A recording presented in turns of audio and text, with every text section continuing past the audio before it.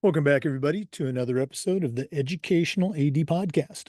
We're going to be right back with today's guest, but as always, we want to give a shout out to our sponsors. Now, don't hit that fast forward button. These are all companies that I used as an athletic director. They're all great companies.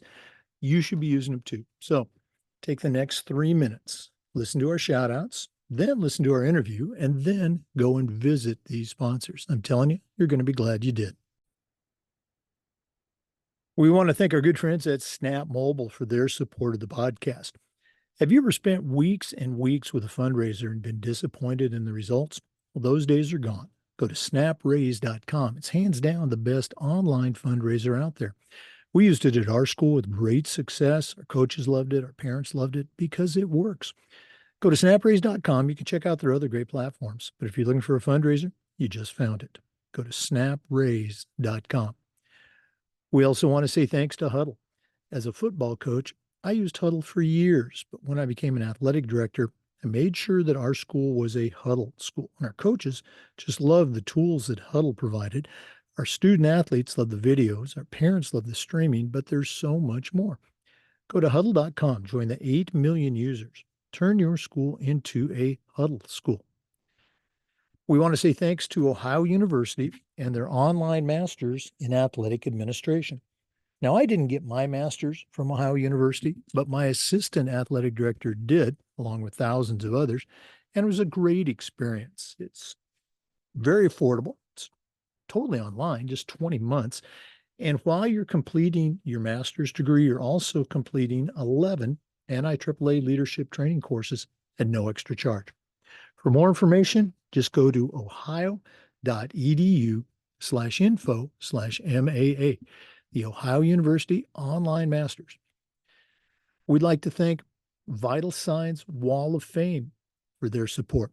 If you're looking for a really cool way to display your school record boards for all the teams, for all the events, or show off your school's Hall of Fame, go to Vital Signs Wall of Fame and take a look at their interactive touchscreen video consoles. It's also a great way to showcase your school's history and brag about your proudest moments. The website is vitalsignswalloffame.com. Check them out today. We'd also like to thank Hometown Ticketing. Hometown's the leading digital ticketing provider to schools and colleges. I don't think I need to say anything more. Go to hometownticketing.com. It's digital ticketing that offers more. We want to say thank you to Home Campus. Home Campus is a platform you're going to use every single day for things like scheduling, rosters, results, communication. Their athletic eligibility and clearance platform alone is worth the price. Go to homecampus.com to get started. Make sure you mention the podcast. That's homecampus.com. We also want to say thank you to Sideline Interactive, indoor score tables and video boards. Go to sidelineinteractive.com and you can schedule a live web demo to see their scoreboards and their score tables in action. Probably one of the best purchases I ever made was our Sideline Interactive indoor score table. Go to sidelineinteractive.com for more information. We'd like to say thank you to Gipper. You know, your student athletes are on social media, so are a lot of their parents. And if they're not seeing content that celebrates their accomplishments and promotes your program, you're missing out on a great opportunity. Go to Gipper.com. It's used and trusted by over 4,000 high school and college programs across the country. It's professional graphic design made easy. How easy? Well, it's so easy, even I can do it. That's Gipper.com. Don't forget to mention the podcast. And we want to say thanks to Athletic Surveys by LifeTrack. You know, athletic directors already get feedback, but a lot of times it's from a small group that just wants to complain. Athletic Surveys will connect you to that group, but they will also connect you to the 98% of your stakeholders that support your program. And having that positive feedback is tremendously valuable, especially when you're visiting with a frustrated parent, maybe your principal, or even your school board. Go to athleticsurveys.com. They're going to create a custom survey that lets you take the pulse of everybody in your program. That's athleticsurveys.com. Welcome back, everybody, to another episode of the Educational AD Podcast. We're going up to Maryland today, and we're going to visit with Alva Amaker. Alva's a certified athletic administrator, has a tremendous background in athletics. She's currently the athletic academic coordinator at Friendly Hill High School, or no, Friendly High School. I'll get it right in Maryland. Um, she's also the president and the CEO of A&A Consulting and Vigilance Training. We're going to talk about all of that later on, but Alva Amaker, welcome to the Educational AD Podcast. Well, thank you, Jake, for having me. It's been a long time coming, seems like. At a couple of NIAAAs, we touch base and all our crossing over and said, soon, soon, soon. And now here we are. I'm glad to be here. Well, I'm glad you were patient with me. You're right. We've been talking about this for a while, but I'm glad to have you on. And again, for our listeners, we're recording this on October 31st. So the NADC is right around the corner. Looking forward to some great professional development. Alva, let's go and jump right in. We always like to let our listeners have a chance to get to know our guests. So give us that quick bio, where you were born, where you grew up. Maybe take us up through your own high school and college days, and then we'll take a break. But what's your life story in 2 minutes? My life story in 2 minutes. Okay, I am a native of Bridgeport, Connecticut. I was born in Bridgeport, and I'm a sibling of six, one of six siblings, and we moved a lot growing up. I was a traditional latchkey kid, and that will go to the Boys and Girls Clubs after school, and that's where I started getting active, of course, in activities. I know a variety of activities, but sports was the thing that always stuck with me. Started off like a gymnastics with my sister because that's what girls did, that and cheer. And I'm like, I don't like this too much. So um, didn't stay with the cheerleading and the gymnastics thing. Like I say, my family moved around a lot, so we end up moving to North Carolina, Grand Rapids, North Carolina, when I was about 8 years old. And of course, the latchkey kid situation was a little different down there because it's not walk around the neighborhood. It's very rural. And that elementary piece of the experience went away. The only I had was PE. But when I got to middle school, because I only stayed there probably about maybe 8 years, I didn't even finish high school in North Carolina. And my parents moved. And so while I was there in middle school, I was a softball, basketball player and track. It just ran. And I would always get in middle school all the accolades of most athletic, most athletic, more MVP, whether it was a competition in PE class or some athletic event at the athletic banquet. My maiden last name is Champion. So I was born what everybody wants to be. That's what I always say. However, that became problematic. What I learned later in my life was because of how coaches would always say, you're not playing like a champion, you're not practicing like a champion, you're not this like a champion, you're not living up to your name like that. And so I was like caught off guard. So therefore my performance and the way I did things shifted, my mindset shifted. It's like a level that when you get in the room, it's on. It is no warm up, you're on. And I had to find myself and I had to catch myself as a coach not doing that same thing. But I didn't realize how that impact of what the coaches were saying actually dealt with me, growing up. Now, of course, as we all get older and all the new mental health stuff, you really see how your actions become what they become. Coming to Maryland, this is how I ended up getting in Maryland. My 11th grade year of high school, Christmas break after Northwest Hampton High basketball tournament. At Christmas break, go home from the tournament and I find out we're moving. And we moved to Maryland. I was extremely distraught because, again, it's my 11th grade year. The coaches from North Carolina that know me, Northampton area, the North Carolina coaches knew me for volleyball, not volleyball, for basketball and softball. And now I moved to Maryland. And back in 1984, 85, it wasn't what we have now. And so once you lost track, you lost track. And as far as especially that recruitment piece, and I was, came to Maryland, said, let me see how I'm gonna get my feet wet here. And then I became, of course, all the seasons, winter season sports were already in full bloom. Then I let some new jack come on. So I ended up doing indoor track. And from indoor track, I was a 55-meter hurdler and a shot putter. And so that's kind of where until I said, okay, what's coming around? When softball coming? And then I started doing softball, and I did softball and track for my years here at, I actually graduated from Fridley. So I'm back teaching at my alma mater, and that's where I am. I'm a wife currently of a head coach. We've been married 33 years, and I'm a mom of two dynamic young adults who are, themselves were student athletes.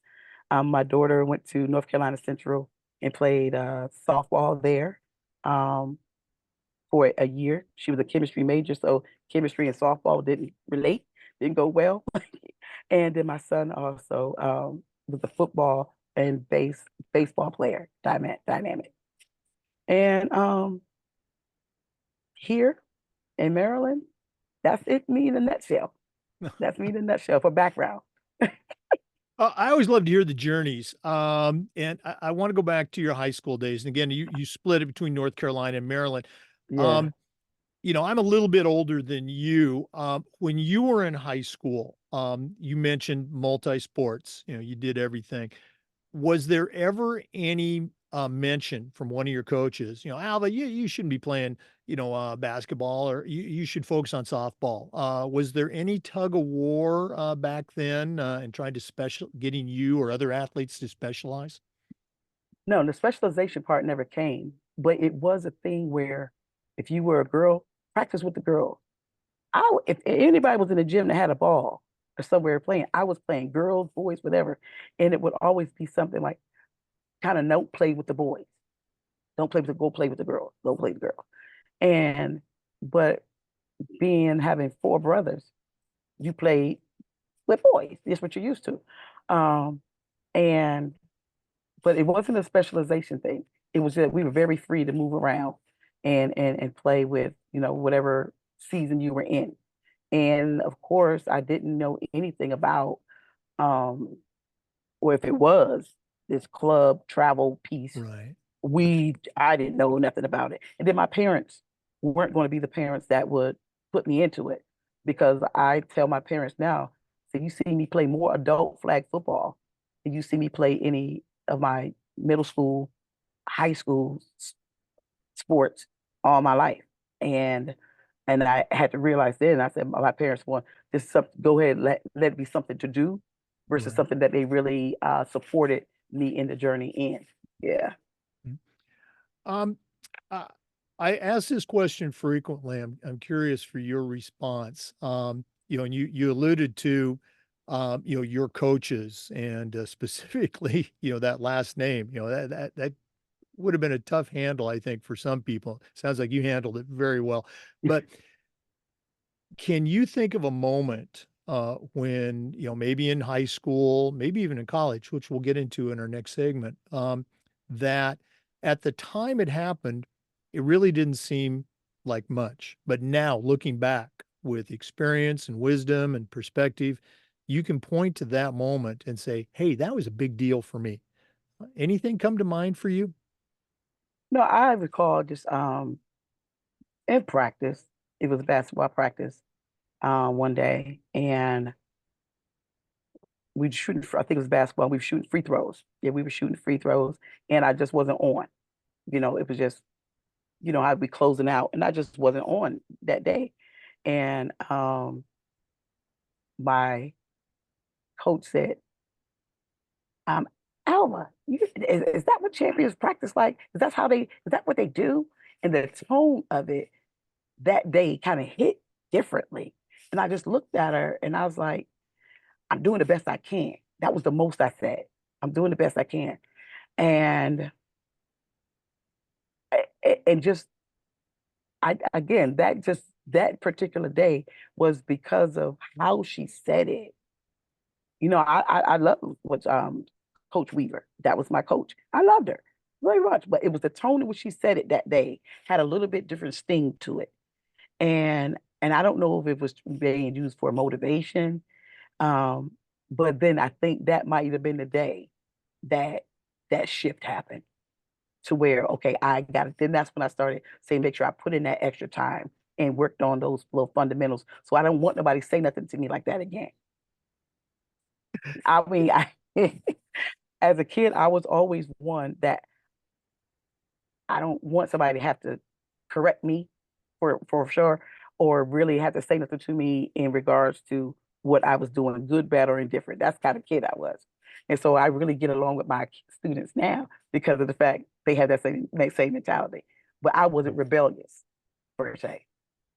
No, and that's such a great point. The content, um, the tone. I was a yeller as a football coach, but I tried to yell encouragement and instructions rather than just yell, come on, you got to play Yeah, yeah, better. yeah, Well, yeah. geez, that's worthless. You got to give them some tools. Um, Exactly. and I would tell our student athletes, I said, don't listen to my volume. Listen to Listen what to the I'm content. saying. Okay. I'm trying to tell you how to do things right. I just yell. That's so, and I think for the most part it worked. But anyway, thanks for sharing that story. That is Yeah. it's such an important point. For our listeners, our guest today is Alva Amaker, a longtime educator, coach, administrator. We're going to take a quick break, but we're coming back with some more, so please stay with us. This is the Educational AD Podcast. We want to say thanks to our good friends at Vital Signs Wall of Fame. If you're looking for a really cool way to display your school record boards for all the teams, for all their different events, or to show off your school's Hall of Fame, go to Vital Signs Wall of Fame and take a look at their interactive touchscreen video consoles. It's also a great way to share your school's unique history and brag a little bit about your proudest moments. The website is vitalsignswalloffame.com. We also want to say thank you to Huddle. As a football coach, I used Huddle for years, but when I became an athletic director, I made sure that our school was a Huddle school, and our coaches just loved the tools that Huddle provided. Our student athletes love the videos, and our parents love the streaming, but there's so much more. Go to huddle.com. Don't forget to mention the podcast. Join the 8 million users and turn your school into a Huddle school. Welcome back, everybody, to the Educational AD Podcast. Once again, our guest is Alva Amaker, a longtime coach, longtime administrator, also a consultant. We're going to hear more about that in the great state of Maryland. Alva, you kind of took us up through your high school. You touched briefly on college. Share a little bit about your college journey as a student, as a student athlete, and then also take us on those early steps in your Mm, professional career. okay. My college days. Well, as I said, movie so much, my whole collegiate career was relatively over, almost, non-existent in regards to being recruited. So, um, but fortunately, I came across while my husband, who at that time was my boyfriend, happened to be getting recruited, the athletic director from the school was at his house, and I happened to be there. And he said, so who are you? I said who I was. He said, you play sports? I said, yes. He said, can you play? I said, of course, very boastful. Of course I can. And he said, okay, I'm gonna have my coach call you and bring you up for a visit. And I'm thinking like, yeah, right. So lo and behold, within 2 weeks, the basketball coach, Citrus State University in Ohio, she gave me a call and brought me up for a visit. And of course, did the full walk around and everything. And I was like, I'm going here. Of course, this now here is the opportunity. I could take it. So I end up went to the university, end up becoming, went through the walk on process.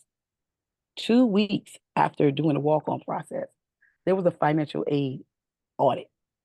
and my files got audited, and I had to leave the campus because there was a balance on my account. They said I was awarded funds that I wasn't supposed to have. So in order for me to stay, I had to pay the money back. And my parents, of course, they didn't have it. The AD and the basketball coach was like, currently, right now, of course, all money's already earmarked for the other athletes. So therefore, they couldn't grant me an award. So I had to leave. And after that hard work of making it onto the team, within 2 weeks, I had to leave the campus. However, I said, okay, this is a pivot moment. And I came home, got a job at the great Department of Labor. If anybody know anything about the Maryland, DC area, if you're here, you work in a good government job. I did get one, Department of Labor, and I was like, I don't want to be here, and I kept working. And one of the ladies in the office showed me the pathway to be able to process a way to get funds to get back to college. So I went back after about maybe a year. I went back, and my first work study job when I got back was in the athletic department. Now at this point, I'm out of shape for athletics, so I just said, and I got to work my way through college. And so, but I was working in the athletic department in my for my student work study job, and I was in sports medicine. Lo and behold, of course, anybody knows that works in sports medicine, you're behind the veil. You see all of the operations there. And so within that, I continued to do that. And of course, at that point, my major was then, when I went back, was physical therapy. And we were pre-physical, yeah, physical therapy. We were supposed to do our practicum at Ohio Consortium, Ohio Medical, or they had a consortium with our university. Come senior year, that consortium relationship folded. So I'm like, I am leaving this university now on time. And so with me getting my education, I focused, instead of going the medical route, which would have taken me another year to get my education, I went health and PE, the education side, which is how I end up getting my degree in health and physical education, which led me to becoming a teacher. And once becoming a teacher in 1994, I graduated college in 1992. And when I left there, the university, I was in track actually, because when I was a trainer, I became one of the lead trainers for the boys basketball team and was the lead overall head trainer for the student trainer piece. So with the head, then me, then everybody else. And so the sports medicine world, I loved it. I loved it, in which I currently teach sports medicine. And I have been utilizing that skill set from the time I graduated with my children's youth teams and my husband's semi-pro team. So that whole safety side has always been what I've done, and making sure the operational side of athletics in relationship to protection of the athletes are here. Now, I want to take a deeper dive into that because I know, the Vigilance Training Center and all those things that you do. We're going to do a whole segment on that. I want to jump all the way back to what a journey, going to getting recruited, going to college. Oh, sorry, you got to leave. I mean, well, I just can't imagine that. But as you got back into it, as you begin to, let's say, get some momentum going, um, and I'm a big moments guy. Can you think of a Mm. moment where, and we never do this. We don't say, "Oh, I got it made. I can relax." But was there a moment where you kind of knew, "Hey, this is going to work. I'm going to do this. This is the career path I'm going to follow." Was there a moment like that for you? Oh my gosh. Um, Not during that time, because my path was okay. When the consortium thing fell apart, but I was still working in sports medicine, so I'm good. That I felt pretty good there. My plan was, upon graduation, was after graduation, I would follow that following semester after graduation in the fall, I was supposed to go down to Florida Memorial University, started working under the trainer there to get my full license. However, I got sick. I had cancer. Found that out shortly after. So life shifts again. And I'm like, you got to be kidding me.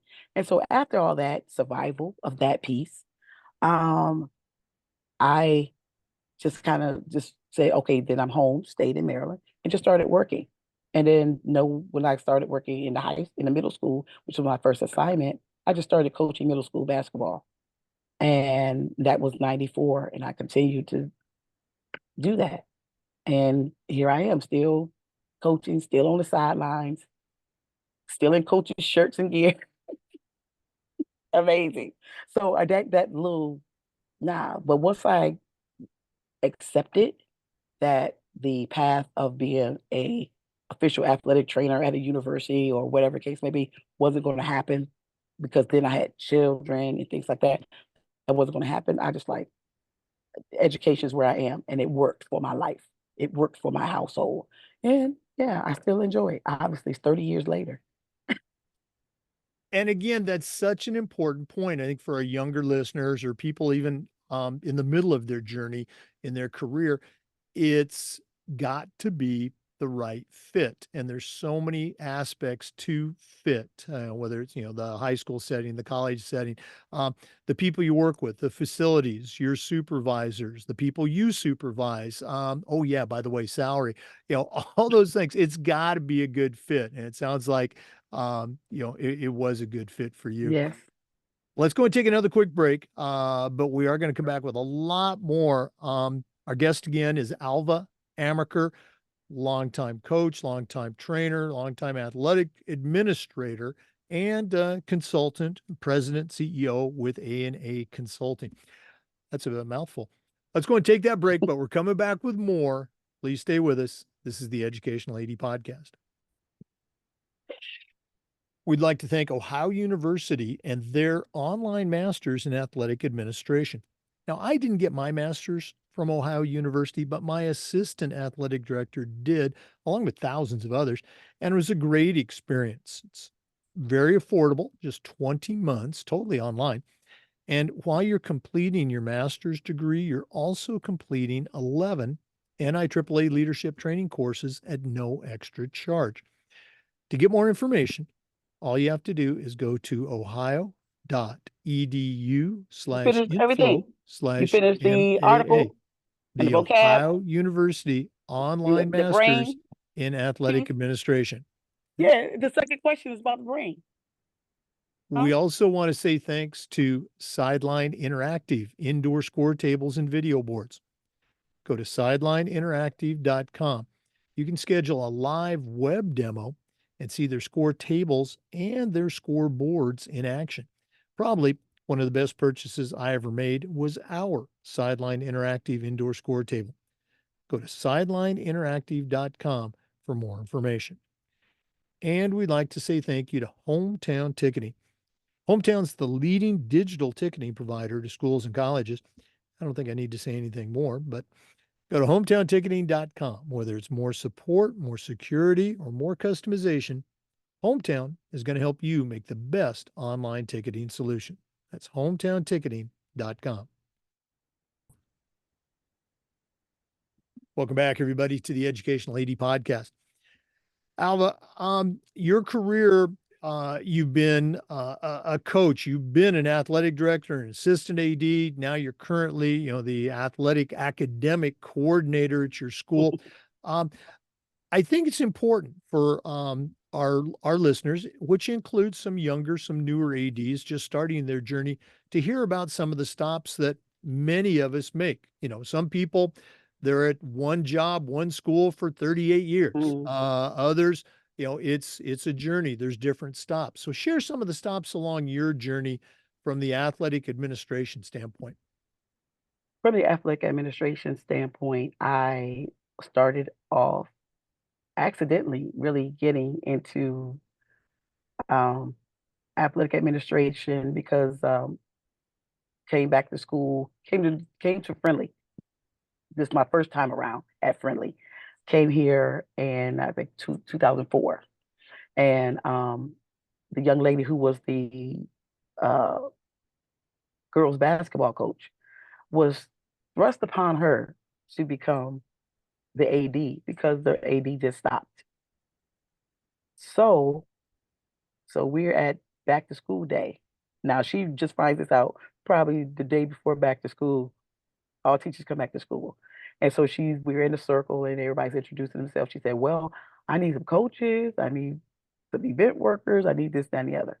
I said, okay, I'll help, because I knew I was going to be a coach. So I began coaching and then I began working with her doing event management. And became the main game worker and because she was coaching, so therefore, basketball coaches, they in their world. And so I kind of had to lead that part up on making sure the events ran. Luckily, I had someone that was open because I would say sometimes people don't want you to know everything that is behind the operations because they think you're become a threat. So, but she was very open to saying this is where how we process money, the whole athletic administrative part. And so I learned it and I began to start taking that's when I started taking my NIAAA classes. And so for that period of time from '04 to I think 12, I was an assistant athletic director here at Friendly High School. Now, mind you, in Maryland, we don't have formally have a designated title in our state for assistants. But that's officially, if she wasn't there, then I was the next one to be called. And everything worked on in my own paperwork that the principal put down. He said, because I need to have someone else that's designated as that person. And so then he allowed that to happen. And that's kind of how I started my journey. In 2012, in our school district, we had, I think, 7 AD jobs open at one time at different schools. So throughout the year, I was like, nah, I'm good. I mean, I'm coaching my daughter. She's a junior. I'm coaching softball and basketball. I'm happy. I'm happy. I'm good. And I was like, no, no. I kept saying, no, nah, not, I don't really want to do that. And it came in July of that year, and I got one more call. And it's like, this school, we want you to take it. It was a school that was transitioning, which is why I got to Oxon Hill. I mean, they built a whole new school. So they tore it down and they were building the fields and things on the grounds that the old school was still standing on. So I had to transition that school. I relentlessly, what I was saying, You mentioned, begrudgingly oh, entering into the world of athletic administration and leaving my players and athletes the first day of practice for the fall sports and going to my new school. That's how that kind of happened. Yeah. Question. yeah, making that transition from coach to AD or leaving schools, that is tricky. You mentioned, and again, we've already shared this. You are a certified athletic administrator. That doesn't happen by accident. How Mm. did you first become aware of, the NIAAA's leadership training program, and talk a little bit about, some of the coursework that went into your CAA? Oh, well, before I began my RAA first, Mhm. like I said, when I was an assistant. And that's simply because that was Coach Bevins. She was like, I'm going to the conference. She would say, okay, you need to come too. I was like, okay. So she and I would end up going to the NIAAA conferences. And of course, then I would be taking my coursework. And with taking my coursework, uh, it began that process of getting my RAA, got that. Then we get my CAA, it was just the next natural progression, to do. And taking that legal issues two, because you have to take legal issues one the first time around. That legal issues class is one I was like, we're really looking at the in-depthness of what can really happen. I was like, why would anybody want to coach or become an AD and take on this level of responsibility? Um, but then, of course, the operations course, strategic planning courses, they were some great classes to take because I think if they really um, if you follow them, I think what we take things for just to get it over with as a part of the process. But no, go back into those manuals and look at the content that's there and utilize it. Because sometimes I see people in some of these chats asking for things. And if you go back to the manuals that you were given at the classes, you already have what you're asking for. Now you just got to tweak it to what you want it to be. But the baseline and the template's already there. You mentioned, the legal courses. For any of the courses, can you think back? And again, all the courses are great. It's 4 hours. The discussions that you have with the Yeah. people at your table, those are, I think, sometimes even better than the course. And the Yeah. course is Yeah. great. But can you think of, as you're taking the course and the instructor's presenting the material, usually it's one of two responses. Boy, this is really good. I need to bring this back and share with our coaches, our principals, et cetera. Or the other one, wow, we're not doing this. I really need to bring this back to my school. Did you have either one of those experiences while you were taking a course? All of them. Mm. All of them. And but then we're bringing things back. You ask, why aren't we doing some of these things? And then it's pretty much based on how your state or your county is set up with the state. Like for people to say, oh, we got to do all our own fundraising, or we have to pay for our own buses. In our district, that's already part of the fee, that especially for football. We don't have to do that, like that money don't stay in house. It goes to the state, and there all those expenses are paid for. It's just the way in which every jurisdiction does something different is kind of aha. And I always would be like, is it possible for us to explore ways to see which one works best? Why did we choose this format versus that format? Especially if other school districts were doing them. And those are like I say, the integral things of those meetings and conversations that, everybody's journey, we on the same path. We have the same certification, but it's those state and county regulations that we have that dictates how we got to utilize it. No, absolutely. And that's, again, such a great point. At the start of any LTI course, the instructors always read that disclaimer, there's no guarantees, check with your local, your school district, your state, your county regulations. But again, the information, it's easily applicable in your situation. You as the AD, you just have to figure out how to do it. Alva, we're going to do this at the end of the podcast, but if one of our listeners wanted to reach out and pick your brain a little bit, see how you do things at your school, or just add you to their network, what's the best way that somebody can get a hold of you? Okay, they can easily way to get ahead of hold of me is I call it SAFE, SAFE at vigilancestc.com.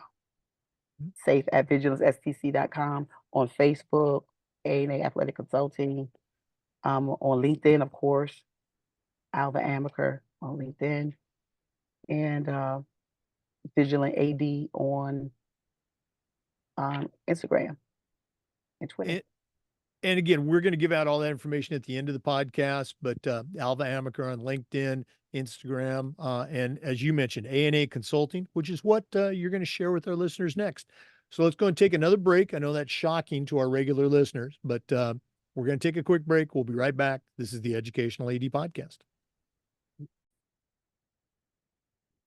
We want to say thank you to our good friends at Home Campus for their support of the podcast. Home Campus is a platform that you're going to use every single day. Things like scheduling, rosters, results, their student athlete clearance and eligibility platform alone is worth the price of admission. To get more information, to get signed up, just go to Home Campus. That's it. Homecampus.com. Make sure you mention the podcast. Homecampus.com. We also want to say thank you to Snap Raise. Have you ever spent weeks and weeks with a fundraiser and then been disappointed in the results? Well, those days are gone. Go to snapraise.com. It's hands down the best online fundraiser out there. We used it at our school with great success. Our coaches loved it. Our parents loved it because it works. Go to snapraise.com. You can check out their other great platforms. But if you're looking for a fundraiser, you just found it. Go to snapraise.com. And we want to thank our good friends at Gipper. Your students are on social media, so are a lot of their parents. And if they're not seeing content that celebrates their accomplishments and promotes your program, you're missing out on a great opportunity. Go to Gipper.com. It's used and trusted by over 4,000 high school and college athletic programs. It's professional graphic design made easy. How easy? Well, it's so easy, even I can do it. Go to Gipper.com. Their team's going to have you creating world-class content in seconds. That's Gipper.com. Check them out today. Hey, welcome back, everybody. Alva, you just been so great, so giving, sharing your journey so far. Real quickly, your current position at Friendly is you're the academic coordinator for athletics. Can you share a little bit about what's involved with that? And then I really want to give you a chance to talk about A&A consulting and vigilance training. But what's the academic coordinator do? As the academic coordinator, of course, is compliance, is those grades on a weekly basis. Because every coach, you know how they say in the interview, oh, we're going to do weekly progress reports. Every coach says that. However, what does that look like? And then how are you really letting that progress report be that thing to ensure that your athletes going to are performing academically? Because we got to say the student athlete first. So my job is to be the one I'm the walking person that talks to the teachers, that have the athletes strategically be able to make sure their grades are up to par, and if they are struggling, it's like, okay, what is the reason why? And I hold the study halls for those individuals that cannot maintain and sit in their team study hall. And Yeah, I'm the weekly progress report person to also be able to look into their platform, to help them be like, say, I turned that assignment in. Oh, did you really? It doesn't look like it from my lens. And then because now holding people accountable, you know, um, with this role, it does, have to require me to have to address my peers. I'm like, I'm an advocate. So, but you got to put your grades in. And I tell my principal, I said, the best thing is I can't, in order for us to be able to make sure our athletes are up to par, that means all of us have to make sure we getting our grades in on a weekly basis to make sure our numbers are accurate. And yeah, so that's what my role is. That's my role is. And that's the part that takes some off the plate of the AD himself. Those types of positions are so critical to success. What's what are some things that you do? And again, working in conjunction with the athletic director to communicate, with the coaches, the kids, and maybe even the parents. How do you handle those lines of communication? The lines of communication comes by, there's a spreadsheet. So after we take the progress report, I put it in a Google Excel file. The Excel file is shared with the coach, so they see the numbers in this tab week to week to week, so we can see the trend. So week one they were solid. Week two they're going out, so we can see what that life breath of that athlete looks like. And so that same information can then be shared. So the AD gets it and the coach gets it. So then if their parents has a with the coaches have access to their parents. They have them on the spreadsheet as well to be able to now, when a kid is, say, for instance, having some difficulty, we could say at week 3 they were lower. They missed XYZ number of assignments. And so that's a Google document as well, or a form that is used. Got to kind of so that everybody's accountable. So it's curious, how did I didn't know, I wasn't aware. But no, this is how we make that happen. No, and again, that communication is just so critical. Um, I want to give you a chance to talk about A&A consulting. You have I would dare say, a national profile through this organization that you've created as president and CEO. So share with our listeners, what is A&A Consulting and Vigilance Training Center, and how can they find out more information? All right, A&A Athletic Consulting began after I stopped being an AD. When I transitioned out, I found some areas as an AD, I hate to say it, that working within a system, like, that sometimes we go through the motions. We do certain things and then we just stop just for whatever reason, but it's the best thing that the kids should have or the family should have. Like we go to the conferences and all some of the great things that we need to bring back, we come back to the school district and say, this is something that we need. Not that I want it, we need it. And then it doesn't happen. And I was like, okay. So those things, some things began to rub me the wrong way in that regard. And I'm not a go through the motions kind of person. So therefore, when I transitioned out of being an AD, I created because there was a course as an AD, you're telling a lot of people no through the years. Can you come and do this? Can you come and do that? We need your help for this. We need your help for that. And you're saying no because you just don't have time. And so when the time opened up, I had a few people that were principals at their school and they had new ADs and they kind of like, we don't even know where to start. We didn't have any systems. And so what I would do, I would go and start helping them, which that's what began to create the pathway for that. And I realized I really like that and letting them know how to help navigate them through the processes, being more mindful of the risk management side, because that's a huge breakdown because we get so much in the operation side, the day-to-day routine of stuff, but we sometimes miss the risk management piece in that. Um, that's kind of where the A&A started coming from. And then it was the parents. No matter how much you say it, they still like, nobody ever told me about this as a senior. Like, we had workshops to be able to say, this is the recruitment process. And so there was A&A Athletic Consulting. I fell in that little space.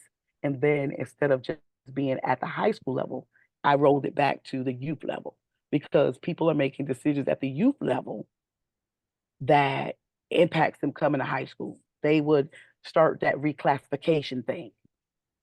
Then you get to high school, they age out because they're turning, because they never think about what decision I make in the seventh grade is going to impact me at the high school. So being able to educate them a whole, you know, 3, 4 years younger, help that process. And then knowing that your transcript starts at the ninth grade, because we know ninth graders come in high school and just sometimes tank their grades because they're not ready during that transition.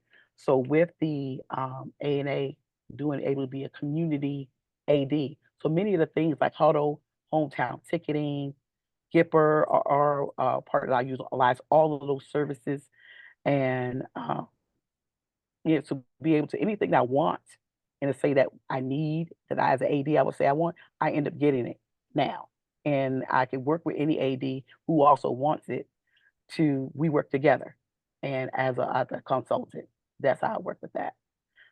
Vigilant safety training side is the side that does it is a first responder training organization and event staff training, onboarding staff, all those processes of dealing with difficult things and customer service is what I utilize the Vigilance Safety Training Center side for. Because again, it goes back to that, like say that risk management side. So what I have created is I've taken all of the certifications from NCS4 and I would be like the only athletic person in some of those trainings. Everybody else was special forces, some type of emergency medical, something police officers, things. But my background again, we didn't have athletic trainers, or we don't have athletic trainers in our district. So I became an not an EMT because that's what we use.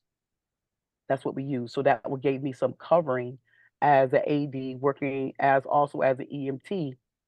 It was eye-opening to be able to see how the mindset shift from when special forces, anybody have to come in to our events, what are they looking for? So that NCS4 process really, really helped me um, be able to hone in on the event management process at our deeper level than what I got at NIAAA. The safety side, the operations is where I live and breathe now. And I have risk management surveys that is based on the NIAAA legal duties, the risk management books, as well as the NCS4s, best practices. So I look at a lot of best practices that are existing, and I create a simple thing that because I had to break it down to our level. I said, we don't have all the bells and whistles. I said, so a lot of trainings are based on somebody having all the bells and whistles, the jumbotrons, and all that kind of stuff. I'm like, no, what about is me or an AD and the lady that loves to just work the front door and take the tickets and a few other people? That's our event staff. So, but how can you empower, whether it is 2 event staff or 30 event staff, how to make sure that your environment is safe and you have all your protocols in place? So, with those risk assessment, you know, I had several during COVID, and everybody was coming out of COVID. It was like, how do we do this? How do we do this? And so I had several ADs at that point take the risk assessment. They took it, and I would meet with them complimentary online, say, this is what your scores look like. So what area do you want to focus on?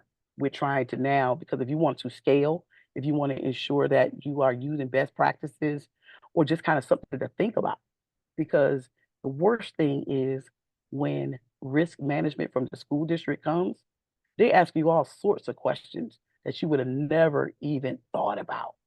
So at least if you have a template that says, I considered these areas, this is the strategy I put in place. Now, if everything works all properly, great. But it can't be to where I don't know, I never thought about it.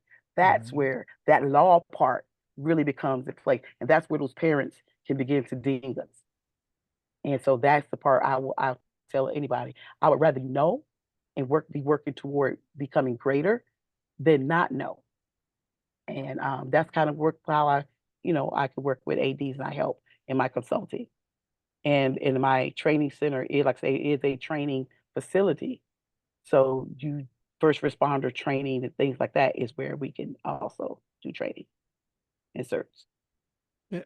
Oh, I mean, it just sounds so incredible, and you touched on it. The connections with athletics, what we see as ADs, as coaches, every day in practices and games and events. Wow, great stuff. Normally we wait to the end, but I want to do it right now while it's timely. If one of our listeners wanted to find out more about what kind of services you provide through ANA or through Vigilance, you mentioned, Alva Amaker on LinkedIn, et cetera, but what's the best way? How would you like them to reach out to try and connect with you? I would say to simply you call me on 301-404-1263. That's one. That's immediate. But you to be able to see what we do in totality, you could go to vigilantad.com, VIGILANT.com, and that will allow you to be able to select the survey. Oh, okay, let me take a look at the survey. When you select it, then I can also be able to get access to you. And also, again, by email, safe at vigilance, VIGILANCESTC.com. Those are the Uh, easiest ways. And of course, Vigilant AD online and on LinkedIn. Those are the easiest ways because I'm staying all those clicking those on a daily basis. all right, Clicking those things. vigilantad.com. Make sure you check it out. Alva, this has been just fascinating. It's been great to connect with you, but we're not done yet. We always wrap up with the athletic director's toolbox. Now, you certainly know your way around the world of athletics, but we're going to take our final break, hear from Athletic Surveys, who sponsored this particular segment. When we come back, I'm going to challenge you to send out a brand new athletic director on their very first job, but I'm only going to let you put 3 items in their toolbox. So Okay. let's hear from Athletic Surveys. And when we come back, we're going to see what Alva Amaker puts in her new athletic director toolbox. We want to say thanks to our good friends at Athletic Surveys for sponsoring the AD Toolbox. You know, athletic directors already get feedback, but a lot of times it's from a very small group that just wants to complain. Athletic Surveys will connect you to that group, but they're also going to connect you to the 98% of your stakeholders that support your program.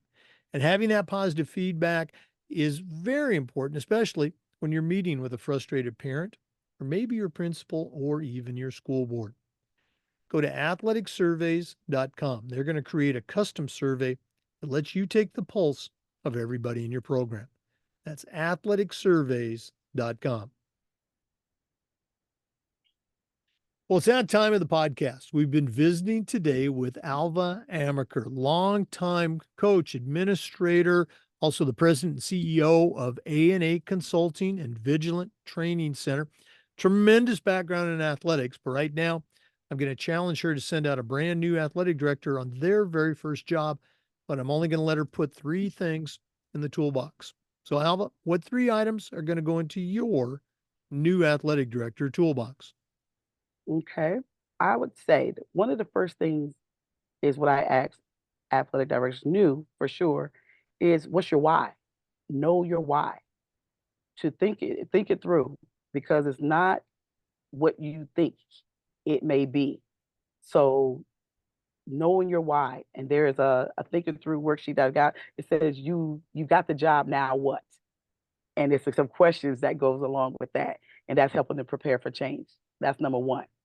The second thing is to have a vision, to have a vision, and to have a meeting with the individuals that are your stakeholders, and so that you have your vision, but now you have to blend visions to help your program begin to grow because you got to know who's on your team. You got to know who's on your team. So with the principal, what is the vision that the principal has? And how does your vision and the principal's vision blend? And then so where that is, and then actually definitely create a 3-year to 5-year strategic plan. What do I want to accomplish in my first few months when I have my systems that I need to put in place? Then what do I want to get accomplished through this year? But in order to do that as well, you got to assess the current culture of your school.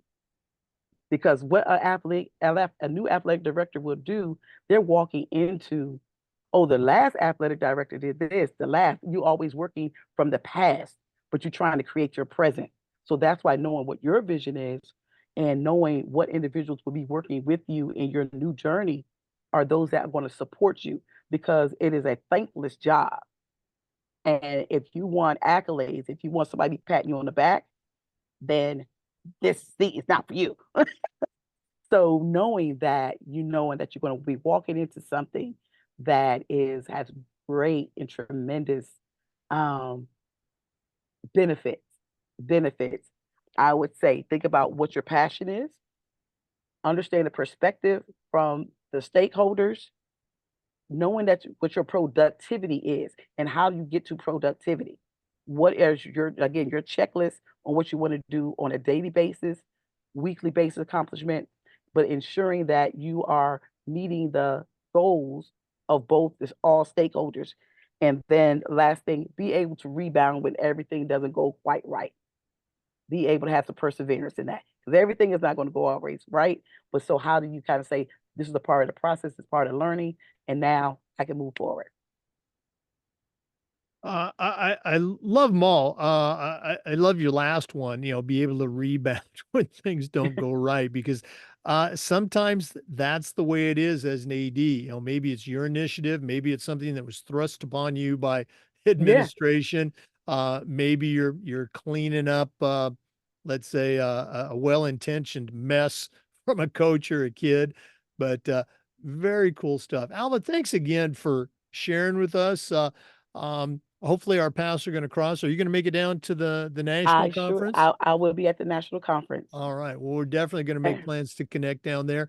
Okay. And all the best moving forward with your school and with A&A Consulting. Okay. I would like to say this one key thing right now. In the process of doing a civility in sports, and, sports climate, that goes along with the thing of National Federation of High School bench bad behavior, and we call it restoring grace, restoring goodwill, accountability, and competitive environments. So that is a civility in sports. So if you go on the website Vigilant AD, if you want to join us, I have a little toolkit, and an app is coming to be able to manage spectator behavior a little differently. So that is something that's in the major pike of what A&A Athletic Consulting and Vigilance is doing right now. Civility in sports movement to restore grace in sports. Oh, I love it as a coach, as an official. I Yes, definitely love that. Yeah. So again, one more time, the website, it's vigilantad.com. vigilantad.com. All right. Well, Alva, thanks again. All the Thank best. you. We want to thank our listeners and remind you that we upload the Zoom recordings of all of our interviews to the Educational AD Podcast YouTube channel. We do this just about every day. We share stories and best practices. So hopefully you'll come back and join us again on another episode of the Educational AD Podcast. We'll see you next time. Thank you.